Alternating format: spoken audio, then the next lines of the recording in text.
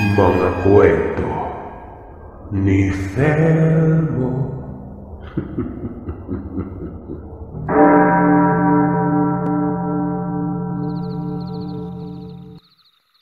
Itago niyo na lamang po ako sa pangalang Brian. Nakatira dito sa lugar ng Pulilan, Bulacan.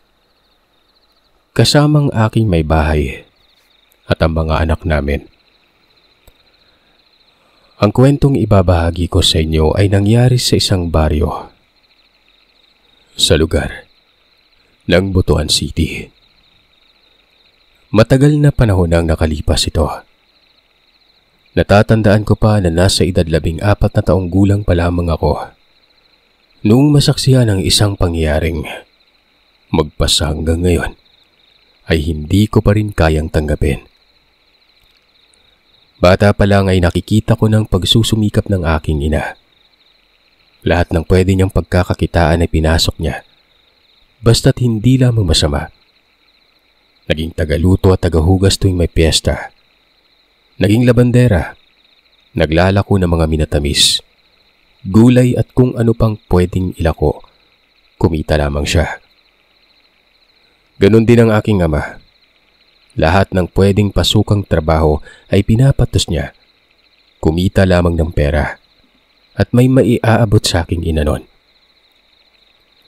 Kahit na sobrang hirap ng buhay namin noon ay hindi ko narinig na nagreklamo ang mga magulang ko. Lahat ay kinakaya nila, makakain lamang kaming 6 na magkakapatid. Pero sadyang malupit at madamot talagang kapalaran namin noon. Dahil kahit na anong pagsusumikap nilang dalawa ay kulang na kulang pa rin ang kinikita nila. May pagkakataon pang matutulog na lamang kaming kumakalamang tiyan. Sa edad kong iyon ay may mga bagay na rin akong natutunan. Gaya na lamang ng pagbebenta ng mga gulay para makatulong sa kanila. Kapag naman wala akong pasok sa eskwela, ay sumasama ako sa aking ina kapag may nagpapalabas sa kanya. O kaya naman kapag nagbibenta siya ng gulay. Para kahit papano ay may makakatulong sa kanyang magbuhat noon. Isang umaga, naglilinis sa likuran ng bahay ang aking ina. Nang lumapit sa akin ang kapitbahay namin si Aling Emma. Nasa bakuran ako noon at kasalukuyang nagbubunot ng damo. Tinanong niya ako kung nasaan daw ang aking ina at may kailangan siya. Sinagot ko siya at sinabing nasa likuran ng bahay. Bakit po, Aling Emma? Ano yung kailangan ninyo kay nanay? Sinabi ko sa kanyang sabihin na lamang sa akin kung ano man ang kailangan niya. Ako na yung magsasabi kay nanay. Mabilis na umiling ang matanda at nagsabing pupunta niya na lamang umano sa likuran ng bahay si nanay. Sige ho, sasamahan ko na lamang po kayo. Pagdating namin sa likuran, agad na kinausap ni Aling Emma ang aking inat. Narinig kong sinabi nitong ipinapatawag daw si nanay ni Mang Gaspar. Magpapalaba umano ang asawa nito. Ngayon na ba? Abay oo naman, Carmen. May gagawin ka ba ngayong araw? Sayang naman kung hindi ka tutuloy sa paglalaba eh. Alam mo namang malaki kung magbayad yung mag-asawang yun kapag nagpapalabas sila. Sinabi pa ni Aling Emma na kung wala daw siyang gagawin ng araw na yon, siya na lang gagawa. Ang kaso nga lang ay may lakad sila mag-asawa kaya't ang aking ina ang iprinisinta niya. Tsaka ilang beses ka rin namang nakapaglaban ng damit sa pamilyang yon. Nagustuhan nila yung serbisyo mo. Malinis kang maglaba kaya't may tiwala na sila sa'yo. Kilalang mapeperas sa lugar namin ang pamilya ni Mang Gaspar. May malawak silang palayan at taniman ng mga niyog. Marami din silang paupahan sa bayan at lahat ng mga anak ng mag-asawa. Mga profesional at may pinapalakad na negosyo sa Manila. Ang ilan sa mga anak niya. Pero sa kabila ng karangyaang tinatamasa ng pamilya ni Mang Gaspar, hindi lingid sa baryo namin ang bali-balitang may lahi umano silang aswang. Ang iba naman ay sinasabi nilang ang asawa lamang daw ni Mang Gaspar ang aswang noon. Pero kahit na yun ang kumakalat na balita, ay wala namang nakakapagpatunay na totoo ito. Lahat ay pawang haka-haka lamang. Maging ako man nung una, hindi talaga naniniwala. Ilang beses ko na kasing nakita ang mag-asawang yon tuwing nagpupunta kami ni nanay para maglaba ito. Pero wala naman akong napansing kakaiba. Gaya ng mga ordinaryong tao, normal lamang din naman ang mga ikinikilos nila noon. Ano Carmen? May gagawin ka ba ngayon? Sunod-sunod na umiling ang aking ina at sinabi kay Aling Emma na wala naman. Natuwa naman ang Alice sa naging sagot ni nanay. Ganon din ako. Dahil sa wakas ay makakakain na naman ako ng masarap na merienda sa bahay ni Mang Gaspar noon. Kung ganon edi puntahan mo na para magkapera ka na. Mabili mo na yung kailangan ng mga anak mo sa eskwelahan. Tumango ang aking ina at nagwikang. Magpapalit daw muna siya ng damit at maghuhugas ng kamay. Samahan ko na po kayo, Nay. Wala naman akong gagawin dito sa bahay eh. Hindi pa man siya nakasagot ay nagmadali na akong pumasok sa kwarto para magpalit ng damit. Paglabas ko, wala na siyang nagawa pa kundi ang isama na lamang ako noon. Basta gaya ng kinaugalian, huwag akong makulit sa bahay ni Mang Gaspar. Nakakahiya doon sa mag-asawa. Pasado 9:00 ng umaga nang pumunta kami sa bahay nito. Pagdating namin ay natanaw kong may 3 sasakyan ang nakaparada sa gilid ng malaking bahay. Ang ibig sabihin lamang nun, dumating nga ang mga anak ni Mang Gaspar. Tama nga si nanay sa sinasabi niya. Si Mang Bong ang nagbukas ng pintuan, ang hardinero na mag-asawa. Masayang binati niya kami at nagsaming sandali lamang maghintay kami sa sala at pupunta niya lang si Mang Gaspar para ipaalam ditong dumating na ang labandera nila. Siguro, mga mahigit 3 minuto din kaming naghintay ni nanay bago lumabas ng kwarto ang matandang lalaki. Seryoso ang mukha ng matanda at hindi maipinta. Pakiwari ko, may problema. Kadalasan kasi ay ang asawa niyang si Manang Luz ang humaharap kay nanay para ituro kung alin ang mga lalabhang damit nun. Pero ng araw na yon ay katakatakang si Mang Gaspar ang lumabas at naglakad papalapit sa amin. Paglapit niya sa amin ay sinabihan niya ang aking inang sumunod sa taas para kunin ng mga labahing damit. Susunod na sana ako sa kanila nang bigla akong harangan ni Mang Gaspar at nagsabing maghintay na lamang daw ako sa sala. Bababa din naman umano kaagad si nanay. Sige na anak. Hintayin mo na lang ako dito. Saglit lang naman ako at kukunin ko lang yung mga labahan sa itaas. Sinundan ko na lamang sila ng tanaw paakyat ng hagdan. Hanggang sa marinig ko na lang ang pagpihit ng seradora ng pintuan nun. Ibig sabihin lang nun, nasa loob na ng kwarto si nanay. Ilang minuto din ang hinintay ko bago bumaba ng hagdan ang aking ina, bitbit na mga labahan. Nilapitan ko siya at tinulungan ng magbitbit papunta sa gilid ng bahay. Nung naglalaban na kami, napansin kong balisa ito. Na tila ba madaling-madali sa paglalaban niya. Kung hindi ko siya kinakausap ay hindi siya iimik nun. Basta, seryoso lamang siya sa ginagawa niya. Nay, ayos lang po ba kayo?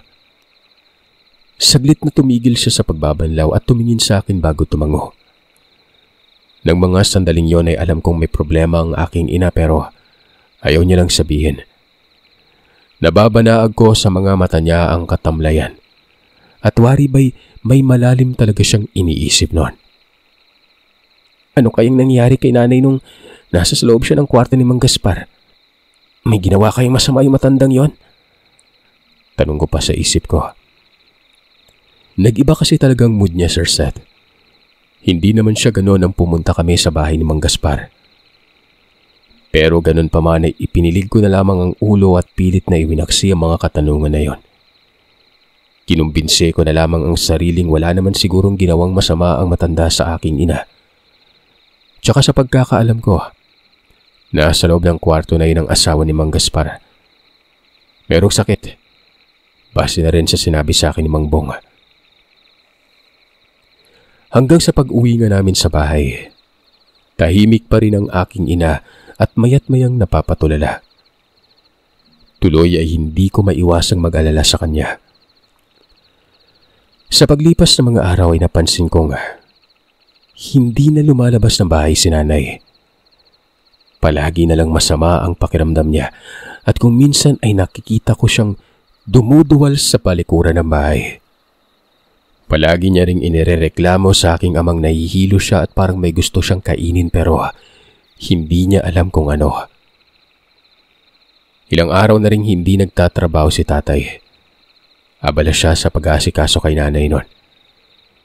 Kapag naman sinasabi ko kay tatay na ako na lamang ang mag-asikaso at mag-alaga sa kanya para makapagtrabaho siya, tumatanggi ito.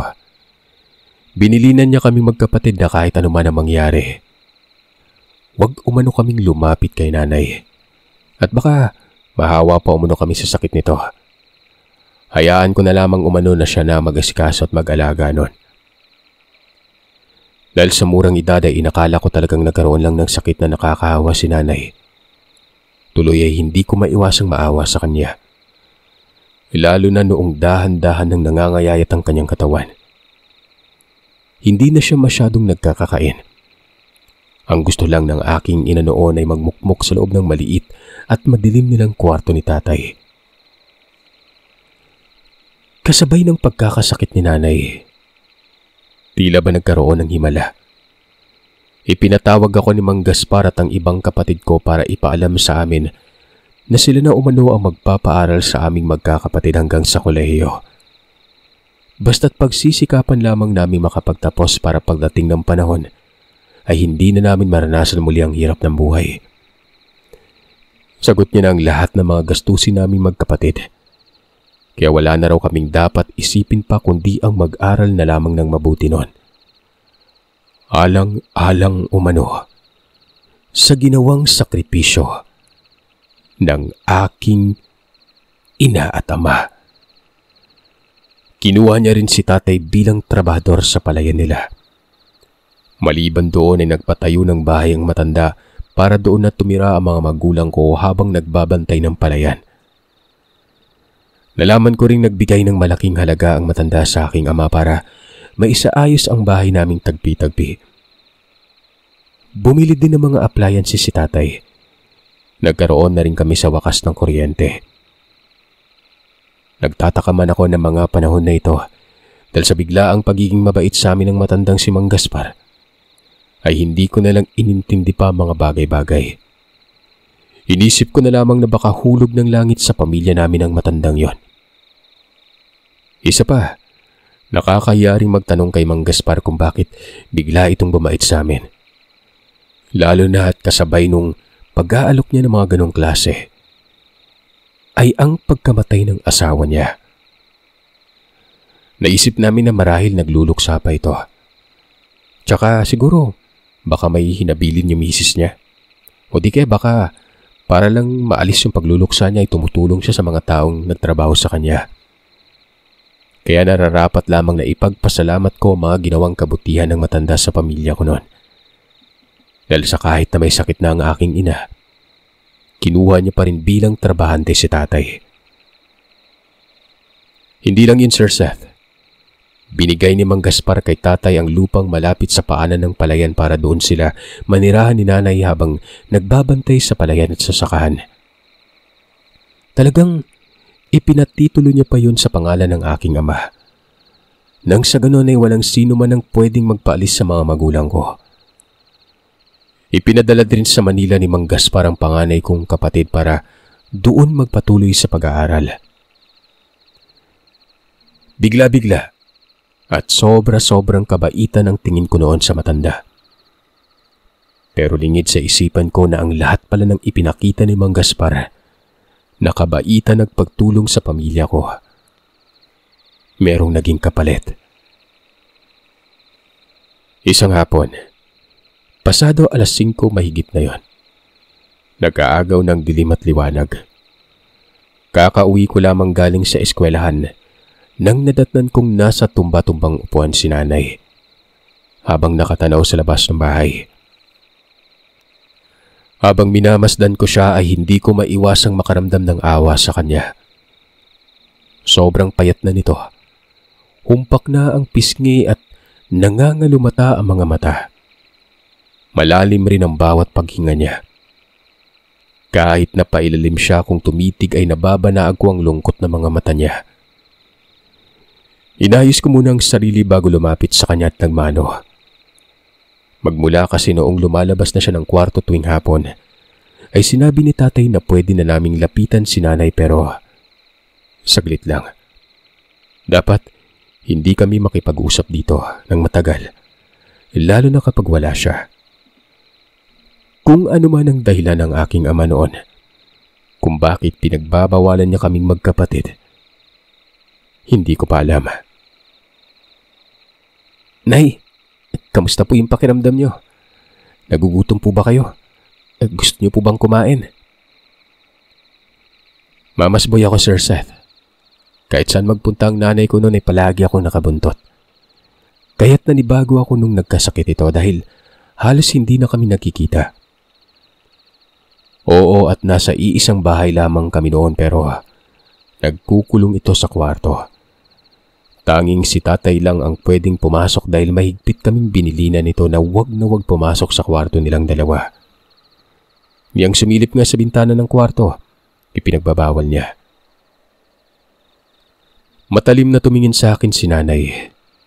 Sabay iling habang naglalabas ng kakaibang tunog na animoy.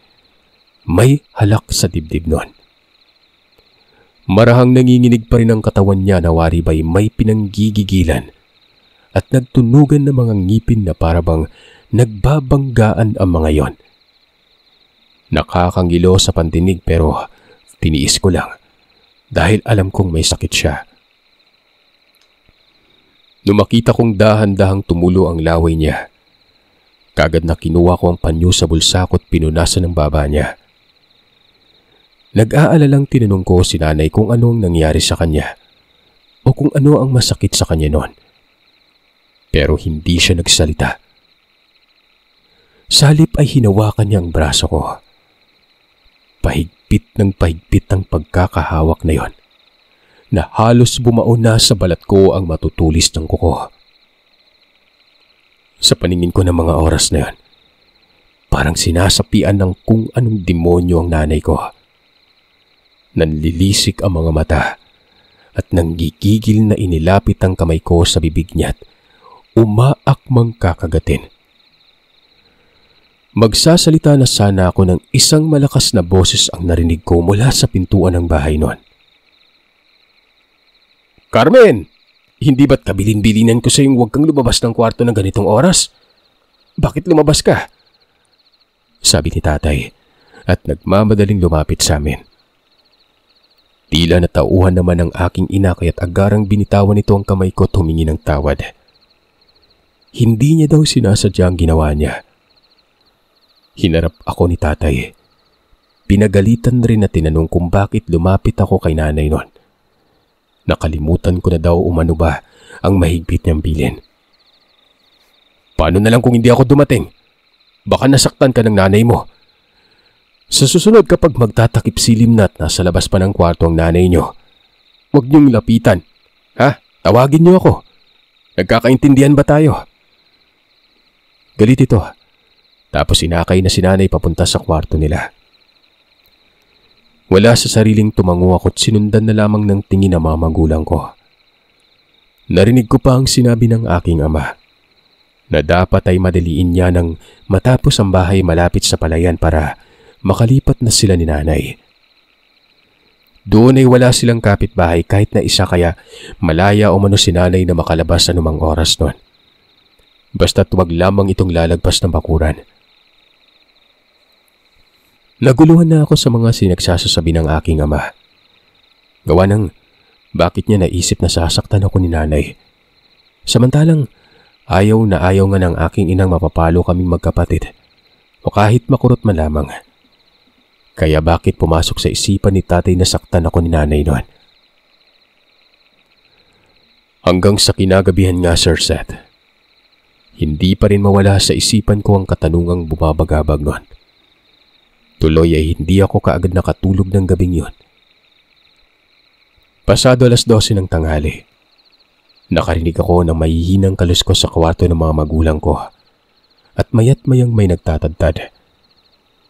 Hinayaan ko lang ang ingay na naririnig ko at ipinikit ko na lamang ang mga mata. Pero makaraan lamang ang ilang minuto, nakarinig na naman ako ng ingay.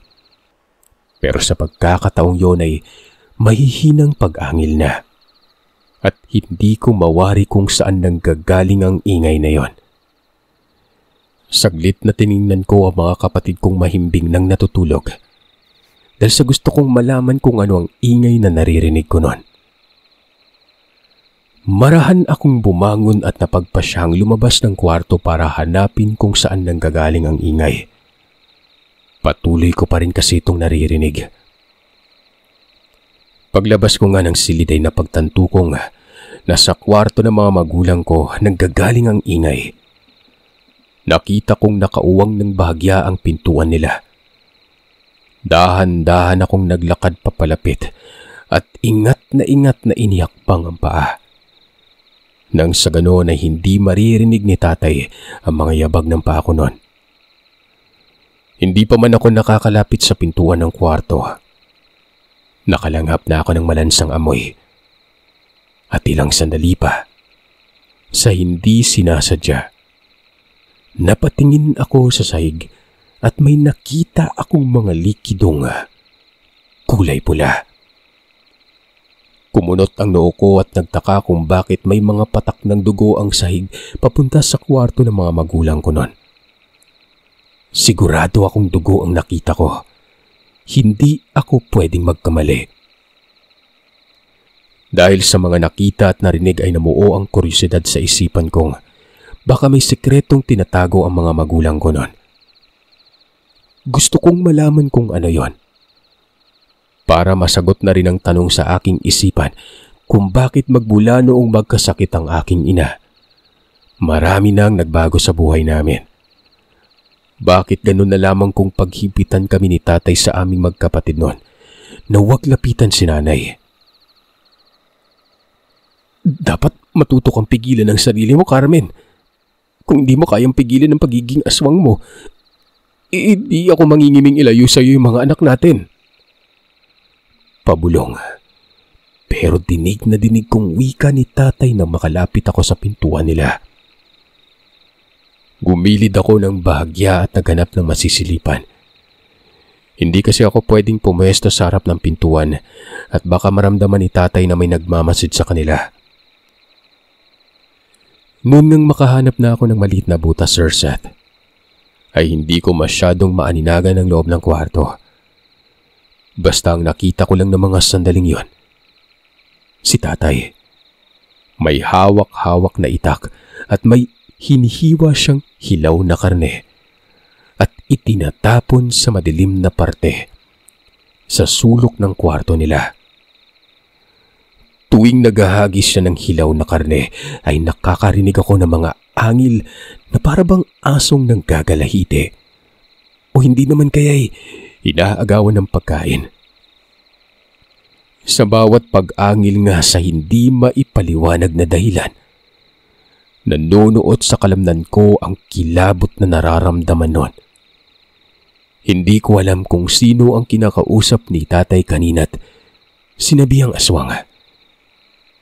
Saglit na hinanap ko ang aking ina sa kabuuan ng kwarto pero dahil nga may kadiliman, hindi ko na siya makita-kita. Ng mga oras na yun ay hindi ko alam kung dapat ba akong matakot sa aking ama. Dahil sa ginawa nitong paghihiwa ng karne ng hayop sa kalagitnaan ng gabi. Daig niya pa kasi ang adik ng gabing yon. Sino ba namang matinong tao ang gagawa ng ganon sa kalagitnaan ng gabi, di ba? Kundi ka ba naman may sapak sa utak? Makaraan ng ilang minuto ay may naaninagan na akong nagbabagang mga mata sa madilim na parte sa sulok ng kwarto, kung saan naghahagis ng ilaw na karne si tatay. Sa isang kisap mata ko nga lang noon ay may nakita akong kamay na may mahabang kuko ang mabilis na humablot sa hinagis na karne ng aking ama. Nung titigan ko yon, Natutop ko ang aking bibig at sandaling naparalisa sa kinatatayuan.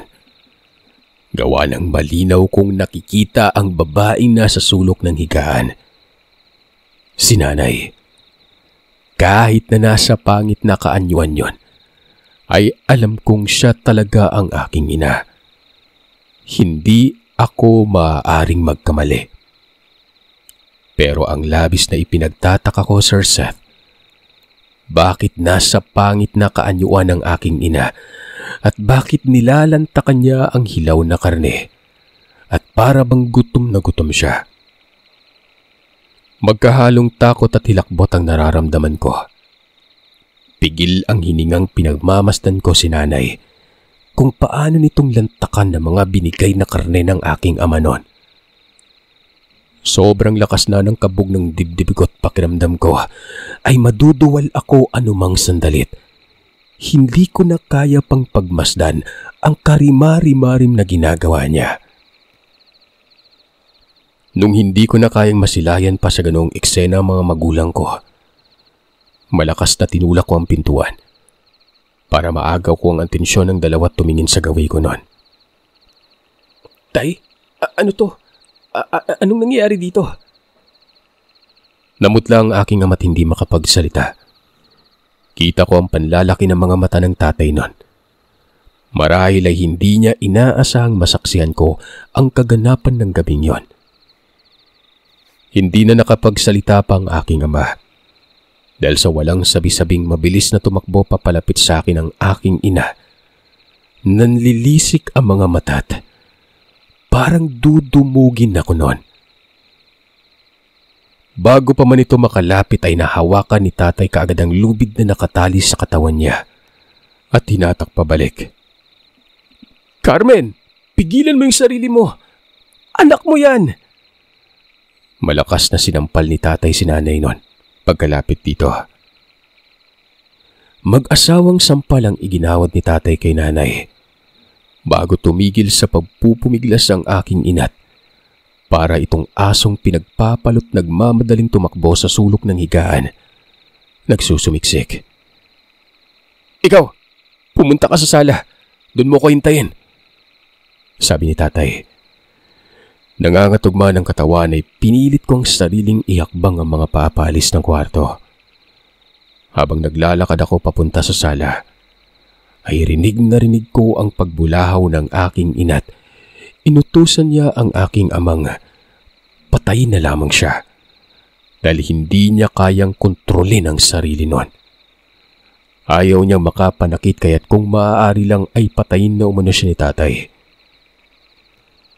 Nagmadaling pinahid ko ang mga luhang sunod-sunod na tumulo matapos marinig ang sinabi ni Nanay nun.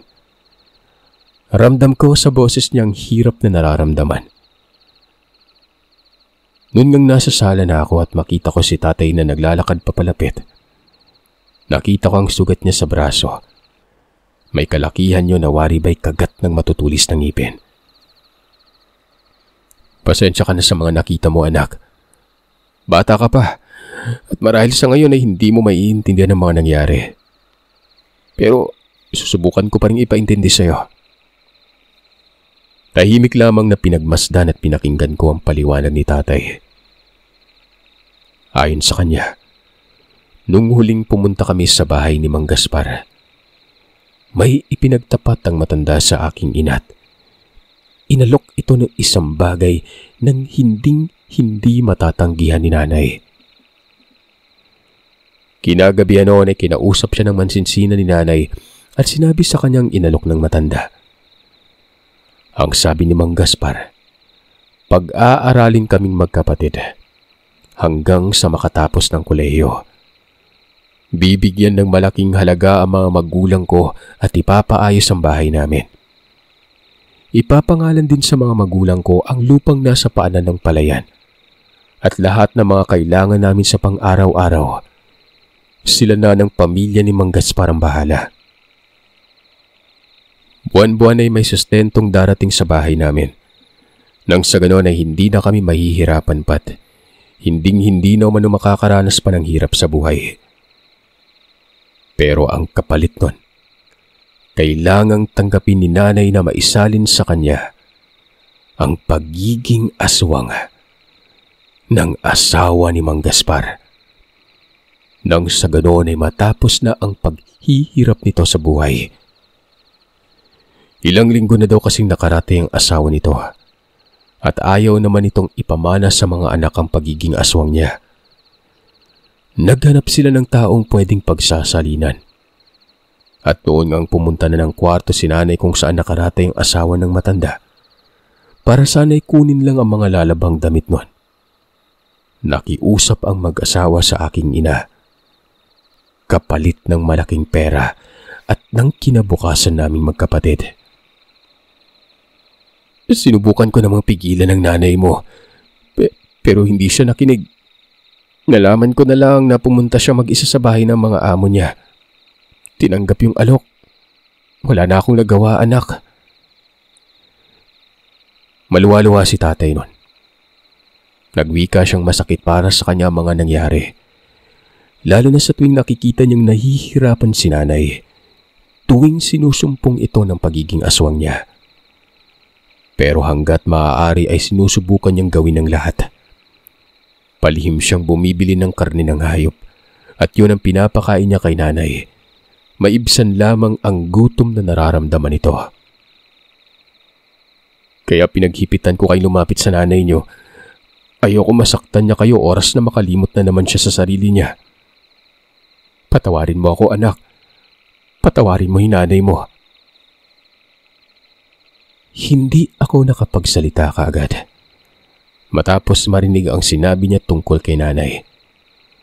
Ngayong alam ko na ang lahat. Mali ang hinala ko noon na may ginawang masama ang matanda sa aking ina. Gaya na lamang ng panghahalay. Mali mang mag-isip ako ng ganon pero wala eh. Yun talagang tumatakbo sa isipan ko nung mga panahong nakita kong tulala ang aking inang lumalabas ng kwarto ni Mang Gaspar. Nagpatuloy pa sa pagkwento ang tatay. Sinabi niyang balang araw ay maiintindihan ko man ang ginawang sakripisyo ng nanay ko. Dahil sa ginawa lamang yun ni nanay, alang-alang sa aming magkapatid. Hindi daw kasi nito kaya pang makitang nadadamay kami sa kahirapan nilang dalawa ni tatay. Iyang sugat sa braso niyo, tay. Kanino niyo nakuha yan? Napahimbing umano ang tulog niya kanina dahil sa pagod ng trabaho. Minadali niya kasing tapusin ang bahay na paglilipatan nilang dalawa ni nanay. Kaya't nakatulog siya kaagad matapos maghapunan.